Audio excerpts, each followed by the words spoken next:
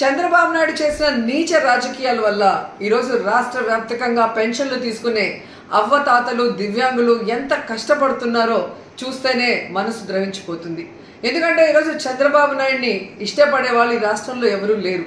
కేవలం అవ్వతాతలంతా కూడా జగనన్న పరిపాలనలో పెన్షన్లు టెన్షన్గా పొద్దున 5 గంటలకే ఇంటికి చేరుస్తుంటే నా బిడ్డ బాగుండాలి అని వాళ్ళు ఇచ్చిన దీవెనను చూసి కక్షగట్టి తన యొక్క ఫాలోయర్స్ ఎవరైతే ఉన్నారో తొత్తులు నిమ్మగడ్డ రమేష్ అచ్చెన్నాయుడుతో ఎలక్షన్ కమిషన్కి ఈరోజు వాలంటీర్ల మీద కంప్లైంట్ చేయించి ఆ వాలంటీర్ వ్యవస్థ పెన్షన్లు ఇవ్వకూడదని చెప్పి ఈరోజు బ్యాంకుల్లో వేయమని ఎలక్షన్ కమిషన్ చెప్పే పరిస్థితి తీసుకొచ్చారు. దానివల్ల ఎండల్లో దాదాపుగా 45 పైన ఉంది, 46-47 డిగ్రీస్లో ముసలోళ్ళు ఈరోజు బ్యాంకుల దగ్గర పడికాపులు కాస్తుంటే దాంట్లో కొంతమంది మరణిస్తుంటే నిజంగా చాలా బాధేస్తుంది, ఏడుపు వస్తుంది. కానీ చంద్రబాబు నాయుడికి మనసు అనేది లేదు. ఎంతటి రాజకీయాన్ని నీచంగా అయినా చేయగలడు, ఎంత కుటిలంగా అయినా చేయగలడని తనకి పిల్లనిచ్చిన మామని వెన్నుపోటు పొడిచినప్పుడే మనకు అర్థమైంది.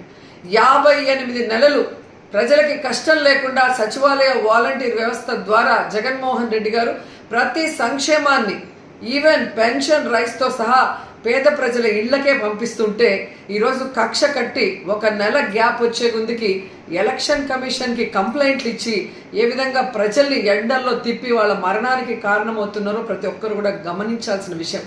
ఈరోజు చంద్రబాబు నాయుడిని సూటిగా అడుగుతున్నాను, పెన్షన్లు తీసుకునే వయసు, నీ వయసున్న అవ్వతాతల్ని ఇలా ఇబ్బంది పెట్టడం నీకు భావ్యమేనా?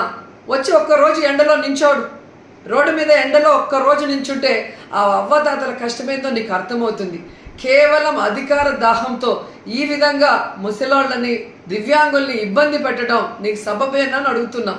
సో ఖచ్చితంగా మీ గ్రామాల్లోకి తెలుగుదేశం పార్టీ వాళ్ళు కానీ జనసేన వాళ్ళు కానీ ఓట్లకు వస్తే చొక్కా పట్టుకొని నిలదీసి ఆ చెంప ఈ చెంప వాయించండి.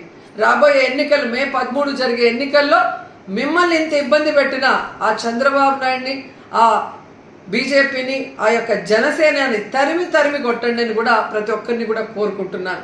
జగనన్న ఉంటేనే అన్నీ ఇంటికి వస్తాయి, అందరూ సంతోషంగా ఉంటారు, సుఖంగా ఉంటారు, ఏ కష్టం లేకుండా పేదవాళ్ళందరూ కూడా. కానీ చంద్రబాబు నాయుడు అనేవాడు ఇంకా రాకముందే నెల రోజు ఎలక్షన్ కమిషన్లో చేతిలోకి ప్రభుత్వం పోగానే ఎలా బిహేవ్ చేస్తున్నాడు, తన తొత్తుల్ని పెట్టి కంప్లైంట్ ఇచ్చనేది ప్రతి ఒక్కరు కూడా గుర్తుపెట్టుకోవాలని తెలియజేసుకుంటున్నాను.